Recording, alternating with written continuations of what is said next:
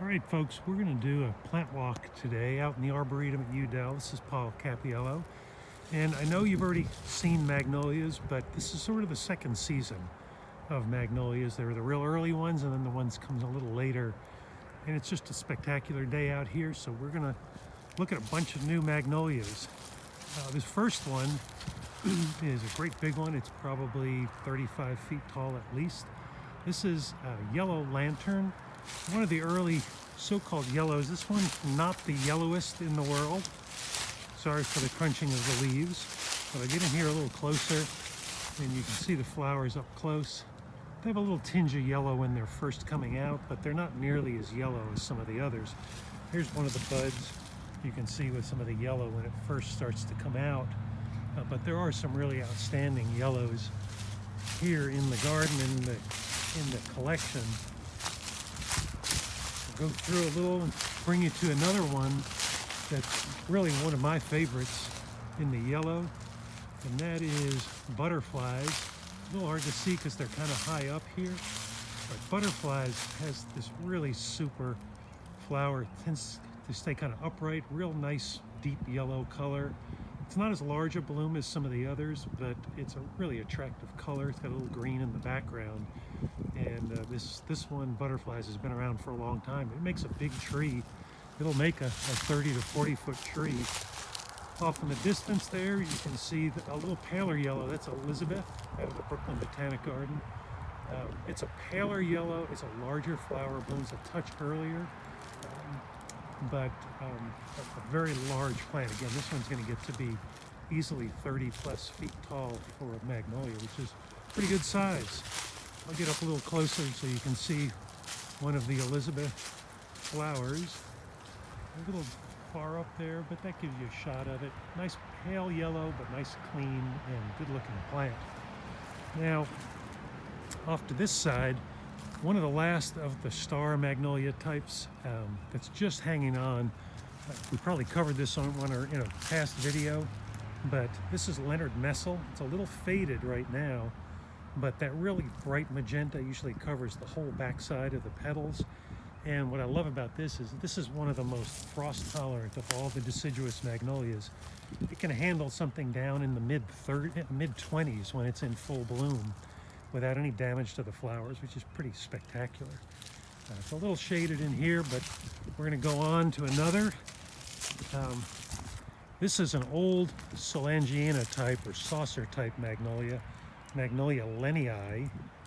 And Lennii is known for having this really deep, rich maroon outer side to the petals, and then a real clear white on the inside. And you can see if I peel this down a little bit, you can see how bright it is. Just a gorgeous one. And this is, it's going to get 20, 25 feet tall. It's a little shady in here, so hard to see, but it gives you an idea of the habit of it. But spectacular, rich color to the bloom, and nice cultivar that's been around for many years. Here's another shot of some of the Lennii flowers. This really nice, broad goblet-shaped flowers is typical for Lennii. There's also a Lennii alba, which is all white. It's a pretty attractive plant. Then off in the distance there's a great big one, easily 45 feet tall. That is Ivory Chalice, which is a fantastic hybrid. So I give you the back, sort of the full shot of the habit of it. Real upright, strong grower, but up close the blooms are really stunning. Let me come over here and show you a little more close up. These are not pure white. They've got a little sort of ivory, cream, not quite yellow to them, but really gorgeous color. And against that blue sky, it's really a tough one to beat. Not one you see in the trade all that often these days, but really, I still think one of the better forms out there on the market. Through the branches here, the real bright colored one you see up there is Magnolia Spectrum. That's an introduction from the National Arboretum in Washington, D.C. many years ago. Big grower, really robust, large plant, easily getting 30 to 40 feet tall, and these great big blooms. These things, when they fully relax are about 7 or 8 inches wide across at the base, or even more, and really outstanding color. There was a sister seedling to this one called Galaxy, a very similar bloom, but fantastic color. And again, put a blue sky behind those things and they are very tough to beat. So that's Magnolia Spectrum. And then we're going to zip around here past the paperbark maples.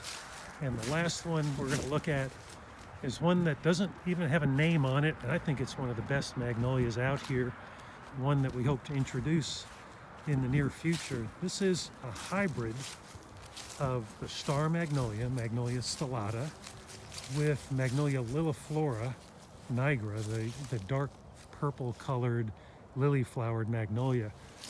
You've probably seen some around town that look similar, just not as heavily bloomed as this.